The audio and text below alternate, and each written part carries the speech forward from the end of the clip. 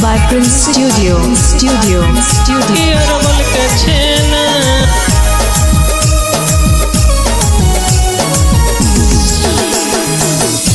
अगे चूमे दे गाल फूल गे ना खिलैबो अरवल के छेना अगे चोली से चूहो पसेना तया बे डोला दियो बेना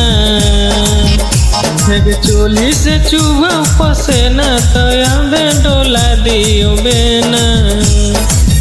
अगे चूमे दे गाल फूल गे ना खिलैबो अरवल के छेना चूमे दे गाल फूल गे ना खिलैबो अरवल के छेना अगे चोली से चूहो पसेना तया बे डोला दियो बेना अगे चोली से चूहो पसेना तया बे डोला दियो बेना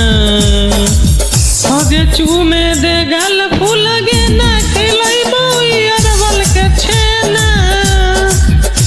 अगे चूमे दे गाल फूल गे ना खिलैबो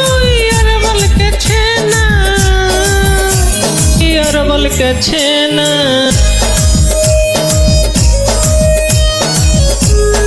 अरवल के छेना Music by Prince Studio. चूमे दे गाल फूल गे ना खिलैबो अरवल के छेना भगे चले न साथे छोड़ी अरवल जिला देबो कि नहीं सलवार सूट पीला हे गे सुनो ही भगे चले न छोड़ी साथे अरवल जिला देबो कि नहीं सलवार सूट पीला हगे अरवल देखैबो सिनेमा तयाबे के लरबे निनेमा हगे अरवल देखैबो सिनेमा त इधर देखैबे निनेमा हगे चूमे दे गाल फूल गे ना खिलैबो अरवल के छेना हगे फूल दे गाल फूल गे ना खिलैबो अरवल के छेना अरवल के छेना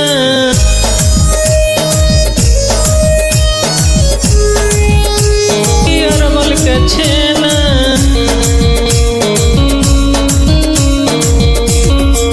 Music by Prince Studio.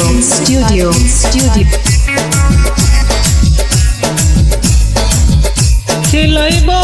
Arwal के छेना कहे गे चले न बादा जिला घुमाइबै दोनों ककोलत के झरना नहैबै ककोलत के झरना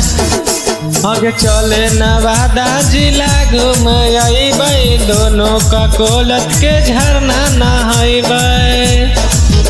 हगे आदित के मन ले न कहना परिंसवा के दिलवा के मैना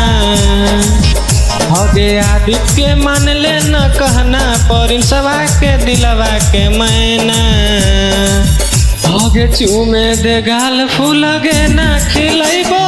अरवल के छेना हगे चूमे दे गाल फूल गे ना खिलैबो अरवल के छेना।